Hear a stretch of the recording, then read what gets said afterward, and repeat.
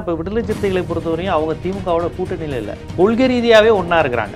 ஆதாயம் வேணும்னு நினைக்கிறவங்க எல்லாம் அன்புமணிட்டு தான் இருப்பாங்க. கட்டமைப்பு கட்சிக்கான சிம்பத்தி ராமதாஸை புறக்கணிச்சுட்டு அன்புமணியால் நடத்த முடியாது.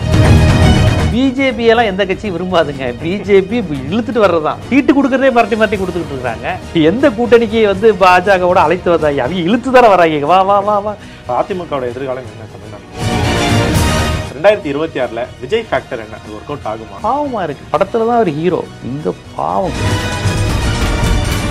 விஜய் ஒரு பொலிட்டிக்கல் ஃபேக்டரே கிடையாது. விஜய்க்கு இன்னைக்கு வரையும் அரசியல் தெரியாது. அரசியல், மாநில சுயாட்சி, இந்துத்துவ எதிர்ப்பு, ராமர் கோயில், முருகர் மாநாடு, பெரியார் அண்ணா, கருத்தியல், இப்படி பேசினாலே விஜய்க்கு ஒன்றும் புரியாது. என்ன லாங்குவேஜில் அந்த அன்கிள் பேசுறாரு அப்படின்னு தான் கேட்பாரு. அவருக்கு தெரிஞ்சது அப்புறம் மாப்பிள்ள ஷூட்டிங் இருக்கு, ஷார்ட் ஓகேவா, இது சரக்கு போல, நேற்று ஜாலியாக இருந்தீங்களா? இப்போ 2026 கூட்டணி, ஆக்சுவலாக கூட்டணிங்கிறதுலாம் தேர்தல் வந்து மே மாதம் ஏப்ரல் மாதம்னா ஜனவரியில் தான் அந்த ஃபீவர் ஆரம்பிக்கும். கூட்டணி பேச்சுவார்த்தை, தேர்தல் வருதா அப்படிங்கிறதெல்லாம் மக்களுக்கு தெரியும். இப்போ வந்து கிட்டத்தட்ட ஒரு வருஷம் இருக்குது. இப்போயே அமித்ஷா ஆல்மோஸ்ட் 2 வாட்டி வந்துட்டாரு, 3வது வாட்டியும் வர போகிறாரு. விஜய் வந்து எங்கள் கூட்டணிக்கு வாங்கணும், பாஜகவும் கூப்பிடுது, அதிமுகவும் கூப்பிடுது. பாமக என்ன அவங்களுக்குள்ளே ஒரு கூட்டணி இருக்கான்னு தெரியல. இப்போ கூட்டணி கணக்குகள் என்ன ஆகும்? இப்போ திமுகலேருந்து 2 கட்சிகள் வெளியே போகுதுன்னெலாம் பேசுகிறாங்க. யாரோட? வைகோ தான் பாஜக போக போகிறாருன்னு அவங்க பேட்டி கொடுக்கும்போதே புதிய தலைமுறை கீழே ஸ்காலில் பாரதிய ஜனதாவினுடைய மாநில விரோத போக்கை கண்டித்து அறிக்கைன்னு வருது. வைகோ அவரை தான் கூப்பிட்டுருக்காரு. அவர் இப்போ தான் பாஜக திட்டிகிட்டு இருக்காரு. அவர் தான் பாஜகவில் சேர போகிறோங்கிறாங்க. இந்த கூட்டணி ரொம்ப கான்கிரீட்டாக இருக்குங்க. இந்த கூட்டணியிலேருந்து எந்த புத்திசாலியும் வெளியே, எந்த ஒரு புத்திசாலியாக இருக்கிற எவனும் வெளியே போக மாட்டான். இது 13 தேர்தலில் தொடர்ந்து ஜெயிச்சிருக்குங்க. இவன் எதுக்குங்க போய் 13 முறை தோத்த ஒரு கூட்டணிக்கு எப்படிங்க போவாங்க? அதுவும் அதிமுக பாஜகவோட வேற சேர்ந்துருக்கு. பாஜகவோட இல்லைனாலுமே போக மாட்டாங்க. ஏன்னா இப்போ விடுதலை சிறுத்தைகளை பொறுத்தவரையும் அவங்க திமுகவோட கூட்டணியில் இல்லை, கொள்கை ரீதியாகவே ஒன்றா இருக்கிறாங்க. திமுகவினுடைய கொள்கையுடன் 100க்கு 100 விழுக்காடு ஒன்று இருக்கிற ஒரு கட்சினா விடுதலை சிறுத்தைகள். திமுகவுடைய தலைவர் யார்? பெரியார். திருமாவளவன் தலைவர் யார்? பெரியார். திமுகவினுடைய கொள்கை தமிழ் தேசியம். தமிழ் தேசியம், வடவர் எதிர்ப்பு, இதுதான் திமுகவினுடைய அடிப்படை கொள்கை. திருமாவளவன் நான் தமிழ் தேசியவாதி தான் சொல்கிறார். திமுகவினுடைய கொள்கை தமிழீழம். திருமாவும் தமிழீழத்தை ஆதரிக்கிறாரு. பார்ப்பன எதிர்ப்பு திராவிட கழக அளவுக்கு இல்லைனாலுமே ஒரு ஓட்டு அரசியலுக்குள்ள திமுகவுக்கும் அந்த பேர் உண்டு. இப்போ வரையும் பார்ப்பனர்களும் திமுக எதிராக தான் பார்ப்பாங்க. திருமாவளவனையும் அப்படி தான் பார்க்குறாங்க. அப்போ 2 பேருக்குமே கொள்கை லெவலில் 100% ஒன்றா இருக்குது. கம்யூனிஸ்ட்டுகளை பொறுத்தவரையும் ஒரு சில விஷயங்களை திமுகவோட வேறுபடும். ஏன்னா கம்யூனிஸ்ட் கட்சிங்கிறது முல்லை பெரியாறு, காவேரி, கச்சத்தீவில் அவங்க வேற மாதிரி முடிவெடுப்பாங்க. திமுக அதில் தமிழருக்கு சார்பாக நிற்பாங்க. அவங்க தேசிய கட்சி பாரு. காங்கிரஸும் அப்படி தான். ஈழ பிரச்சனைலாம் திமுக வேறுபட்ட கொள்கை தான்.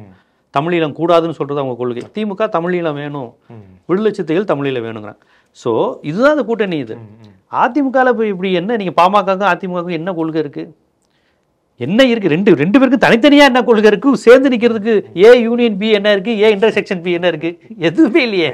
திமுக கூட்டணி செட்டில் ஆயிடுச்சுங்கிறதான் சொல்கிறீங்க. ஆப்போசிட்டில் என்ன நடக்க போகுது? யாரோட சேர போகிறா? அவங்க இப்போ இருக்க கூட்டணி அப்படியே மெயின்டைன் பண்ண பார்ப்பாங்க, அவ்வளோதாங்க. இப்போ டாக்டர் கிருஷ்ணசாமி உள்ளே இருக்காரா வெளியே இருக்காரான்னு தெரியல. பூவே ஜெயன்மூர்த்தி உள்ளே இருக்காருன்னா உள்ளே இருக்காரா வெளியே இருக்காருல்ல, கூட்டணிக்கு உள்ளே இருக்காரா வெளியே இருக்காரான்னு தெரியல. வேற யார் அதில் இருக்கிறா? பாமக. அவர் ராமதாஸ் தான் பாட்டு பாடுறாரு, போக போக தெரியுங்கிறாரு. இப்போ பாமக வந்து யார்கிட்ட இருக்கு? பாமக அப்பாட்ட இருக்கா, பையன்கிட்ட இருக்கா? ஆனால் கட்சி அப்பாட்ட தாங்க இருக்கு. கட்சி நிர்வாகிகள் ஆதாயம் வேணும்னு நினைக்கிறவங்க எல்லாம் அன்புமணிட்டு தான் இருப்பாங்க. ஆனால் கட்டமைப்பு கட்சிக்கான சிம்பத்தி ராமதாஸை புறக்கணிச்சுட்டு அன்புமணியால் நடத்த முடியாது. அதனால கட்சிங்கிறது ராமதாஸ் தான், அவர் உருவாக்கின கட்சி தானே. இப்போ அவங்க யாரோட கூட்டணி அமைக்க போறாங்க? பிஜேபியை தாங்க விரும்புவாங்க.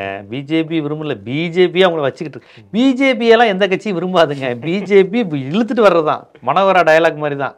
அழைத்து வரவில்லை இழுத்து வர சொன்னீர்கள்ங்கிற மாதிரி எந்த கூட்டணிக்கு பாஜகவோட அழைத்து வந்தாங்க, அவங்க இழுத்து தர வராங்க. வா வா வா வா.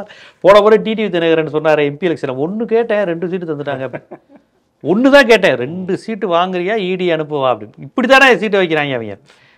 சீட்டுக்கு நிறையா வாங்கியே ஆகணும் அப்படின்னு. 1 போதும்னே, 1 போதுமா அவனுக்கு அப்படின்னு. இப்படி சீட்டு கொடுக்குறதே மரட்டி மரட்டி கொடுத்துக்கிட்டு இருக்கிறாங்க. 2026 விஜய் ஃபேக்டர் என்ன? அது ஒர்க் அவுட் ஆகுமா? ஃபெயிலியர் ஃபேக்டர் என்ன? பாலிடிக்ஸில் விஜயோட ஃபேக்டர் கேட்குறீங்க. ஆனால் விஜய் ஒரு பொலிட்டிக்கல் ஃபேக்டரே கிடையாது. விஜய்க்கு இன்னைக்கு வரையும் அரசியல் தெரியாது. விஜய் ஒரு பாவம். அந்த குழந்தைங்க பரிசு கொடுக்குது, பரிசு வாங்கிட்டு நிற்கிது. அதுக்கு வீட்டிலேருந்து ப்ரிப்பேர் பண்ணிட்டுலாம் வருது, நான் விஜய் அண்ணாமா அப்படி பாராட்டணும் அப்படின்னு. அந்த பிள்ளைகளோட அம்மா, நானும் உங்கள் படங்களை சின்ன வயசில் பார்த்துருக்கேன் அப்படின்னு. விஜய் நிற்கிறாப்புல பாவம் போல். ஒருத்தன் ஒரு ரசிகராகவும் தொண்டராகவும் மாறி உங்கள்கிட்ட ஒன்று வேற ஒன்றும் இல்லை, உங்களை 4 பேர் ரோட்டில் பார்த்துட்டு மாடர்ன் தமிழ்நாடு ஆன்கரா நீங்கள் நேற்று செம்மையாக பண்ணீங்க அப்படின்னு சொன்னீங்கன்னா அவங்க முகத்தில் முதல் ஒரு புண்ணையே வருமா இல்லையா? சார் அப்படியா சார் மூடு கேட்க வேணாம். ஆமாம் சார், ரொம்ப நன்றி சார், பார்க்குறீங்களா சார்? இல்லை இன்னும் கூடுதலாக கூட ரொம்ப பாராட்டினா இன்னும் கொஞ்சம் நெகிழ்ந்து போய் பேசுவீங்க. குறைந்தபட்சம் 2 வார்த்தை பேசுவீங்களா? குறைந்தபட்சம் ஒரு பல்லு தெரியுற மாதிரியே சிரிப்பீங்களா? விஜய் முகத்தில் அந்த பரிசு வழங்கும் விழால அந்த முகத்தை மட்டும் பாருங்க. இது யாரா போய் யூடியூப்ல பாருங்க, இப்படியே தான் முகம் இருக்கு. ஏன் இப்படி இவர்கள் தூங்கி நல்ல நைட்டு சரியா தூங்கலையா என்னத்துல? அப்படி அந்த பிள்ளைங்க உட்காந்துக்கிட்டு 2026 நீங்கள் சிஎம் ஆகணும்னே பதறாரு. இப்பெல்லாம் சொல்லக்கூடாது பாப்பா, பாப்பா போமா பரிசு வாங்கிட்டா போமா புசி வாட் இஸ் திஸ் அப்படின்னு. உண்மையிலே ஒரு முகம். நான் கிண்டல் கேலிலாம் சத்தியமா பண்ணலைங்க. ஒரு தலைவர் குழந்தைகளுக்கு பரிசளிக்கிறார், அதுவும் அவர் ரேஞ்சுக்கு குழந்தைங்க தான் அவருக்கு தெரியும். நம்ம ஓட்டுன்னு ஒன்று இருந்தால் இவங்களுக்கு ஓட்டு இருந்தால் தான் நமக்கு ஓட்டு இல்லைன்னு அவருக்கு நல்லா தெரியுது. அதனால் அவங்களே பார்த்து கூப்பிட்றாங்க. அதுக்கு வந்துட்டு நான் கராத்தேல கோல்டு மெடல் வாங்கியிருக்கேன், சின்ன வயசுலேருந்தே உங்கள் படத்தை பார்த்துருக்கேன் அப்படின்ட்டு, வேட்டைக்காரன் படத்துலேருந்து பாடவா அப்படிங்குது. போமா நீ கீழே அப்படின்னு. இது எங்கேருந்து வருதுன்னு நினைக்கிறீங்க? விஜய்கிட்ட அவர் விரும்பி அந்த இடத்துல நிற்கலை. எல்லாமே அசைன்மெண்ட். குழந்தைகள்கிட்ட போ, குழந்தைகளை பொலிட்டிக்கல் ஆக்கு, அவனை சிந்திக்க விடாம ஆக்கு. அவர் குழந்தைகளுக்கு ஒரு கை கொடுக்கும்போது கூட அவர்கிட்ட உயிர் இல்லைங்க. இப்படி கூட காட்ட மாட்டார் டாட்டாவை, இப்படி தான் நட்பார் அப்படின்னு போ அப்படின்னு. பிள்ளைங்கள்லாம் அந்த டான்ஸ் ஆடி இவர்கிட்ட நெருங்கி வரும்போது படுத்தாதீங்கடா, வடிவில் சொல்லுவாங்கல்ல, போதுண்டா தடுத்தாதீங்க, அது மாதிரி தான் இருக்கிறார். என்ன பொலிட்டிக்கல் இருக்குது? பொலிட்டிக்கல் ஃபேஸும் இல்லை, பொலிட்டிக்கல் ஃபேக்டரும் இல்லை. ஒரு பக்கம் பாவமாக இருக்குது, பின்னாடி கத்தி வச்சுக்கிட்டே இருக்காங்க. சீரியஸாங்க, படத்துல தான் அவர் ஹீரோ, இங்க பாவம் காமெடியன் அவர். ஆனா மாறி மாறி விஜய்க்கு வாழ்த்துக்கள் சொல்றது, அதான் பிஜே ஏங்க அவங்க ஆட்களுக்கு வாழ்த்து சொல்ல முடியாது. என்னங்க அவங்க இருக்கு ஏங்க, அவன் ஒரு ப்ராடக்டை உருவாக்குறான் ஒரு நிறுவனம், அந்த ப்ராடக்ட் அவன் புகழ்ந்துட்டே இருக்கணும். Very good very good, come on come on. இந்த குழந்தையெல்லாம் ஃபஸ்ட்டு நடக்க சொல்லி தருவாங்களா, வா வா நட, மாமாட்டவா அம்மாட்டவா, அப்படிதான் விஜய். நில்லு, ப்ராக்டிஸ் கொடுக்குறாங்க, நில்லு பேசு. ஐயா ஐஆர்எஸ் அதிகாரி ஒருத்தர் வந்திருக்காரு, அவரை சங்கின்னு சொல்கிறாங்கன்னு. அப்படியா, அதுக்கு எதாவது பதில் சொல்லுங்கப்பா, நான் தூங்குறேன். இதுதான் நடக்குது அவருக்கு. இன்றைக்கி வரையும் ப்ரெஸ் மீட், அவர் ப்ரெஸ் மீட்டை சந்திச்சார். அந்த ப்ரெஸ் மீட்டை நீங்கள் எல்லோரும் கவனிக்கணும். நான் தேனிக்கு ஷூட்டிங் போகிறேன், கொடைக்கானலுக்கு முடிச்சுட்டு என் வேலையை பார்த்து நான் போயிடுவேன். நீங்கள் யாரும் காரில் தொங்காமல் வண்டியில் டபுள்ஸ் போகாமல் வீட்டுக்கு போயிருங்க, ஓகேவா? நான் என் வேலையை பார்க்குறேன், நீங்கள் உங்கள் வேலையை பாருங்க. இதுதான் ஒரு அரசியல் தலைவர். இவ்வுலகத்திலே இப்படி ஒரு ப்ரெஸ் மீட் கொடுத்த அரசியல் தலைவர் எவனும் கிடையாது. சார் பிஜேபியை பற்றி பேசுங்க, திமுகவை திட்டி பேசுங்க, மாநில அரசை திட்டுறே இல்லை, ஏதாவது திட்டு, இப்போ திட்டு தம்பி வேணாம்ப்பா அப்படின்ட்டு. அதனால் அவர் பாவம் இயக்கப்படுகிறார். அவர் நடக்கிறது இது பண்ணுற அப்படியே மூஞ்சியில் முழிச்சுக்கிட்டு இருக்கிறார். அப்படியே என்ன பண்ணுவேன், ஒரு நடிகிட்ட சொல்லிட்டாரே, அப்புறம் என்ன படம் நடிக்க போகிறீங்க, இந்த ரிசல்ட் வரட்டும் அதுக்கப்புறம் வந்துடுறேன் சொல்லியிருக்காரு. நான் சொல்லலை. இப்போ நான் இவ்வளோ நேரம் சொன்னது உண்மைங்கிறது அந்த மலையாள நடிகை, அது பாவம் கேரளாவில் உளறிடுச்சு இவரை பற்றி. ஏன்னா அவர் மற்றவங்கள்ட்ட பேசுகிறோட நடிகைகள்கிட்ட தான் அதிகம் பேசுவார். ஏன்னா அவங்ககிட்ட தான் ஃப்ரீயாக பேச முடியும். மாப்பிள்ள என்ன மாப்பிள்ள படாப்படுது, ஏன்னா அந்த லாங்குவேஜ் தான் அவருக்கு தெரியும். அரசியல், மாநில சுயாட்சி, இந்துத்துவ எதிர்ப்பு, ராமர் கோயில், முருகர் மாநாடு, பெரியார் அண்ணா, கருத்தியல், இப்படி பேசினாலே விஜய்க்கு ஒன்றும் புரியாது. என்ன லாங்குவேஜில் அந்த அன்கிள் பேசுகிறாரு அப்படின்னு தான் கேட்பாரு. அவருக்கு தெரிஞ்சது அப்புறம் மாப்பிள்ள ஷூட்டிங் இப்படி இருக்குது, ஷார்ட் ஓகேவா, நேற்று சரக்கு போல், நேற்று ஜாலியாக இருந்தீங்களா, இப்படி தான் பேசியிருப்பாங்க. சினிமாக்காரர் தானே, அவர் இப்படி தான் ஜாலியாக இருந்திருப்பார்.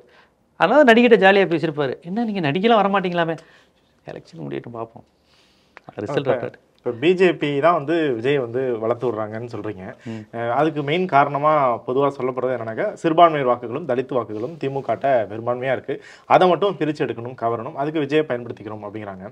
இப்போ இருக்கிற இந்திய சூழலில் வந்து இந்த 2 சமூகம் தான் ரொம்ப காலங்காலமும் சரி இப்பயும் சரி ரொம்ப ஆபத்தில் இருக்காங்க. அவங்களுக்கு தெரியும், தலித்துகளுக்கும் தெரியும் நம்மளோட நிலை இங்கே என்ன அப்படின்ட்டு, சிறுபான்மையருக்கும் தெரியும். அப்படி திமுக கூட இருக்கிறவங்க திடீர்னு விஜய் மாதிரி ஒரு ஆளை பார்த்துட்டு அவர் நம்மளை காப்பாற்றுவாருன்ட்டு ஓட்டு போடுற அளவுக்கு இருக்காங்க. அதுவும் கிறிஸ்டின்ஸ்லாம் இன்டெலெக்சுவல் ஆட்கள், பொலிட்டிக்கலாக ரொம்ப விஷயம் தெரிஞ்சா இருக்கலாம், அவங்களுக்கு அதெல்லாம் தெரியும். இருந்தாலுமே ஒரு கல்லை விட்டு எரியுறது தானே, தென்கூட்டில் லைட்டாக ஒரு சின்ன கல்லை விட்டு எரிஞ்சு பார்ப்போம் தானே. இவர் ஒரு பாஜகவுக்கு எதிர்ப்பானவர், புதுசாக ஒருத்தர் வர்றாரு அப்படிங்கிற மாதிரி. ரஜினியை அப்படி தான் ட்ரை பண்ணாங்க, அந்த மாதிரி தானே, அந்த மாதிரி ஒரு முயற்சி தான். அதான் சொன்னேங்க, தோற்று போவோன்னு தெரிஞ்சால் அவங்க எலெக்ஷனில் நிற்கக்கூடாது பாஜக. ஆனால் அதெல்லாம் ட்ரை பண்ணிக்கிட்டே இருப்பாங்க, எவ்வளோ தூரம் உடைக்க முடியுமோ உடைக்கும். என்னை பொறுத்த வரையும் மக்களுக்கு சுயமரியாதை இயக்கம், நீதி கட்சி, பெரியாருடைய வரலாறு, தமிழ்நாட்டின் வரலாறு, என்னென்ன திட்டங்கள், எப்படி இந்த தமிழ்நாடு வந்துச்சு, ஏன் இந்தியாவில் மற்ற மாநிலத்தோட தமிழ்நாடு முதல்ல இருக்குது, ஏன் பெண்கள் இங்கே நிறையா படிக்கிறாங்க, தலித்துகள் இங்கே நீதிபதிகளாக இருக்கிறாங்க, சட்டம் ஒழுங்கு டிஜிபியாக தலித்துகள் இருந்திருக்கிறாங்க, பிற்படுத்தப்பட்டவர்கள்லாம் இங்கே மற்ற ஊர்லலாம் பிசியெல்லாம் நீங்கள் பார்த்தீங்கன்னா தெரியும், பேக்வர்டு கிளாஸுங்கிற வார்த்தைக்கு ஏற்றாப்புல இருப்பாங்க. இங்கே அப்படி கிடையாது. வன்னியரும் தேவரும் நாடாரும் உடையாரும் இங்கே எப்படி இருக்கிறாங்க பொருளாதாரத்தில் கல்வியில். அப்போ மற்ற ஸ்டேட்லாம் போனால் பிராமின்ஸ் மட்டும்தாங்க பணக்காரனாக இருப்பாங்க. முஸ்லீம்ஸ்லாம் பேங்க் மேனேஜராக நீங்கள் உத்தரப்பிரதேசத்தில் பார்க்கவே முடியாது. தமிழ்நாட்டில் பேங்க் மேனேஜராக முஸ்லீம்ஸ் இருக்கிறாங்க. நீங்கள் உத்தரப்பிரதேசில் போய் ஒரு பேங்க் மேனேஜராக ஒரு முஸ்லீம் சொன்னால் முஸ்லீம் மறந்துடுவான், எங்கள் ஆளுங்க பேங்க் மேனேஜராக இருக்காங்களான்னு. அப்போ அப்படி ஒரு அதிகாரம் வந்து இங்கே எல்லா மக்களுக்கும் கொடுத்து, இங்கே வந்து மொழி தான் ஜெயிக்கும் தமிழ்நாட்டில். தமிழருங்கிற அரசியல் அது திராவிட இயக்கம் விதைத்த அரசியல். அந்த அரசியல் இப்படி தான் வருமே ஒழிய எங்கள் மதம் ஜாதி. அதனால தான் அந்த நடிகர் மாதிரி ஆட்களை அப்பப்போ காமிச்சு எதையா இழுக்க முடியுமா அப்படின்னு ட்ரை பண்ணுறாங்க. அது எடுபடாது.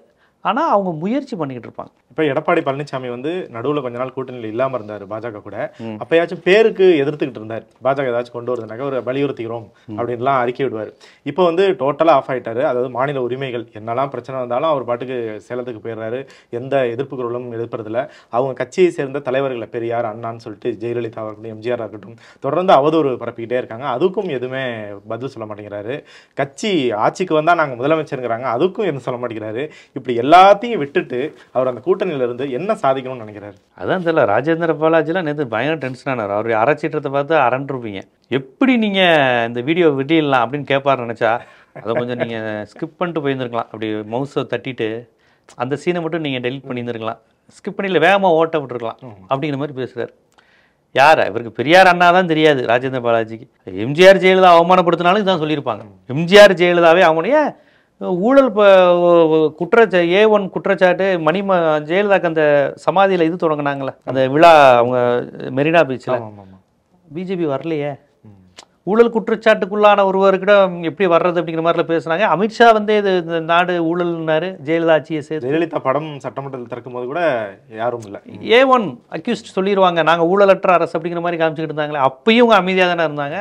பெரியார் அண்ணா விடுங்க, எனக்கு தெரிஞ்சு பெரியார் அண்ணாலாம் இவங்களுக்கு பாதி பேருக்கு தெரியாது. இப்போ உள்ள அதிமுக முன்னாள் அமைச்சர்களுக்கு ஓரளவு காளிமுத்து, வண்டூட்டி ராமச்சந்திரன், அது வேற காலம், கே கிருஷ்ணசாமி, மதியழகன், ஆரம் வீரப்பன், இவங்களுக்கெல்லாம் தெரியும். பெரியார் அண்ணாலாம் நல்லாவே தெரியும், அந்த வழி வந்தவங்க. இப்போ இருக்க முன்னாள் அமைச்சர்களுக்கு என்ன தெரியும்? நீங்கள் ராஜேந்திர பாலாஜிகிட்ட போய் நீங்கள் பெரியார் அண்ணான்னு கேட்டிங்கன்னா எவ்வளோ ஒரு எல்கேஜி குழந்தைகிட்ட போய் பிஎஸ்டி கொஸ்டின் கேட்குற மாதிரி டஃப்பான கொஸ்டின் கேட்குற மாதிரி அதெல்லாம் அவர் இது பண்ண மாட்டாங்க. அதனால் எம்ஜிஆர் ஜெயலலிதா அவமானப்படுத்தினாலே அவங்க அமைதியாக தான் இருக்கிறாங்க. அவங்க கிடுக்குப்பிடியில் தானே அலையன்ஸ் இருக்காங்க. அது ஒரு ஜெல் ஆகலையே, ஜெல் ஆகலை.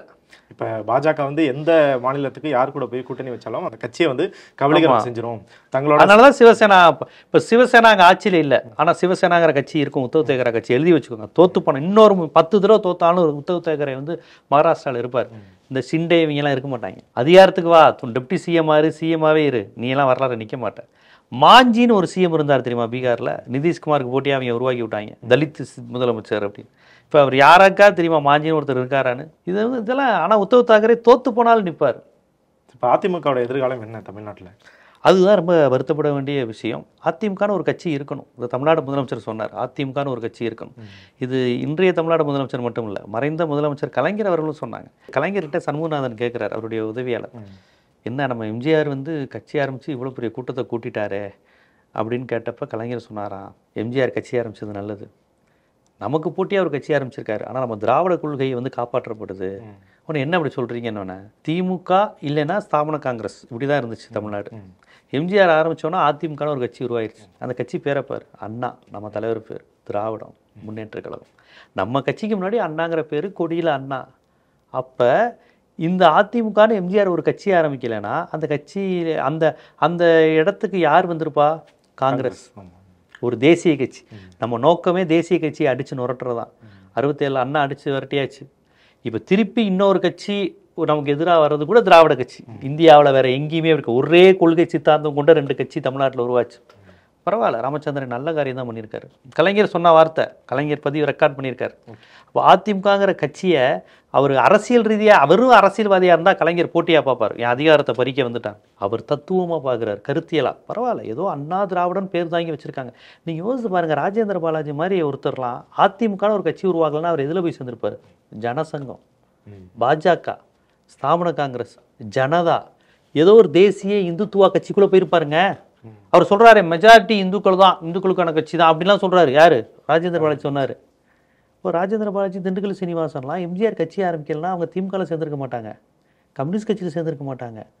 ஏதோ ஒரு தேசிய கட்சி இல்லைன்னா ஜனசங்கம், அன்றைக்கி இருந்த ஜனசங்கம் ஜனதானம் சேர்ந்து அந்த கட்சியை வலுவாக்கியிருப்பாங்கங்க. அதிமுகவுடைய க்ரௌடு அங்கே போனால் என்ன ஆகும்? வலிமையான கட்சியாக இருக்கும்ல. காங்கிரஸோ ஜனதாவோ பாரதிய ஜனதாவோ. இப்போ அது நடக்கிறதுக்கான வாய்ப்புகள் தானே தெரியுது. அதைத்தான் கொண்டு வரணும்னு ட்ரை பண்ணுறான். புரியுதுங்களா? ஏன் அதிமுக அவசியங்கிறதுக்கு அதுக்கு இந்த உதாரணத்தை சொன்னேன். இப்போ அந்த அதிமுகவை அழிக்கிறான். இப்போ மதுரையில் பெருமலைக்கல்லர்கள் சௌராஷ்டிரா ஓட்டெல்லாம் பிஜேபிக்கு வாங்கி 2வது இடத்துல பிஜேபி வந்துருச்சு. அவன் நாங்கள் வளருகிறோங்கிறான் பாஜக. அவன் வளரலை, அவனுக்கு ஒரு ஓட்டும் இல்லை. ஏடிஎம்கே காரன் வெறுத்து போய் ஏடிஎம்கே வந்து சவுத்தில் வந்து எடப்பாடியோட தலைமையை ஏற்க முடியாமல், ஏன்னா ஒரு கவுண்டர் கட்சி ஆயிடுச்சு, ஒரு குறிப்பிட்ட சாதி கட்சி ஆயிடுச்சுன்னு வெறுத்து போய் பாஜக அதிகாரத்தில் இருக்கேன்னு அங்கே போய் விட்டுறான். ஆர்கானிக் growth கிடையாது பாஜகவோட வளர்ச்சி. 12% 13%லாம் சுத்தமாக கிடையாது. டிடிவி தினகரன் ஓட்டும், ஓபிஎஸ் ஓட்டும், ஏசி சண்முகம் ஓட்டும் அப்படி பாஜகவுக்கு விழுகிற ஓட்டா அதிமுகவை அழிச்சு கரையா மாதிரி கரைச்சி எடுக்கிறாங்க. அதுதான் நமக்கு வருத்தம். நமக்கு இங்கே எனக்கு வந்து இங்கே திமுக அதிமுக அதிமுக திமுக இதுதான் தமிழ்நாட்டுடைய வெற்றி. அதனால தான் தலித்துகள் வளர்ந்தான், பிசி வளர்ந்தான், முஸ்லீம்கள் பாதுகாப்பாக இருக்கிறோம். ஏன் இங்கே தேசியமும் கிடையாது, இந்துத்துவமும் கிடையாது, சமூக நீதி திராவிடம் தான். நீங்கள் தொடக்கத்தில் சொன்ன மாதிரி கலைஞர் ஒரு திட்டம் செஞ்சால் போட்டிக்கு நானும் செய்வேன், இப்படி தான் போட்டி போட்டாங்க. தனிநபர் ஈகோ இருந்தாலும் இப்படி தான் இது பண்ணுவாங்க. அப்படி தான் வளர்ந்தது தமிழ்நாடு. இப்போ அதிமுக திமுக இதுதான் நம்மளோட வரலாறு நீங்கள் சொன்ன மாதிரி தமிழ்நாட்டில். ஆனால் இப்போ இந்த தேர்தல் 2026 வந்து அதிமுக கூட்டணிக்கு வந்து அதிமுக தலைமையா பாஜக தலைமையாங்கிற அளவுக்கு பாஜக வந்து அப்படி வந்துருச்சேன்னு திமுக வருத்தப்படுது. ஏடிஎம்கே லீடர்ஷிப் போகுதுன்னு திமுக வருத்தப்படுறான். பெரியாரிஸ்டுகள், பத்திரிகையாளர்கள், தமிழ்நாடு வரலாறு அறிந்தவர்கள் பதறுகிறார்கள். ஆனால் அவங்க தான் உட்காந்து அந்த ஆர்எஸ்எஸ் மாநாட்டில் போய் வேலை கொடுத்துக்கிட்டு இருக்காங்க. இந்தாங்க சும்மா போனோம் நாங்கள் அப்படிங்கிறாங்க கேட்டால். ஆனால் நல்லா கவனிச்சு பாருங்கள், அந்த அளவுக்கு சங் பரிவாரோட கரைந்த போன அவர்களுக்கு கூட தமிழ்நாட்டிலேருந்து பெரியார் அண்ணாவை எதிர்த்துக்கிட்டு நீ நிற்கிறியான்னு கேட்டோன்னா பதறிக்கிட்டு வேலுமணியும் ராஜேந்திர பாலாஜி இவங்கெல்லாம் கொடுக்குறாங்க. பார்த்தீங்களா? இதுதான் தமிழ்நாடு.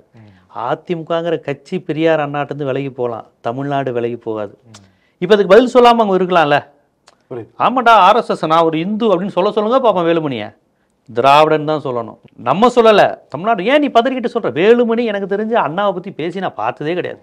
மாநில சுயாட்சியோ, தமிழண்டா, தமிழ் உணர்வு, தெற்க உள்ள வேண்டாம், எங்கள் தென்னிந்தியா புறக்கணிக்கப்படுது, டேக்ஸ் எங்கள் கோயம்புத்தூருக்கு டேக்ஸ் போட்டு இப்போலாம் பேசி 24 நிர்மலா சீதாராமனோட டெல்லியில் உட்காந்துருப்பார். அடிக்கடி ஃபோட்டோவெல்லாம் பார்த்தீங்கன்னா கூகுள் சர்ச்சில் அப்படி ஒரு ஃபோட்டோவை அடிக்கடி பார்ப்பேன். இவர் என்ன இவர் மேக்சிமம் பிஜேபி தலைவரோட அதிகமாக இவர் தான் நிர்மலா சீதாராமனை சந்திக்கிறாரு, அமித்ஷாவை சந்திக்கிறாரு, எடப்பாடியை சந்திக்கிறாரோ இல்லையா, அமித்ஷா வந்தவொடனே வேலுமணி தான் சந்திப்பார். அப்பேற்பட்ட வேலுமணியே கூட பெரியார் அண்ணா எங்கள் தலைவராக்கும் சொல்கிறாங்களா இல்லையா, சொல்ல வச்சாங்களா இல்லையா? அதுதான் தமிழ்நாடு. அதை பிஜேபி புரிஞ்சுக்கணும். நிறைய விஷயங்கள் கலந்துட்டு பேசணும். ரொம்ப நன்றி.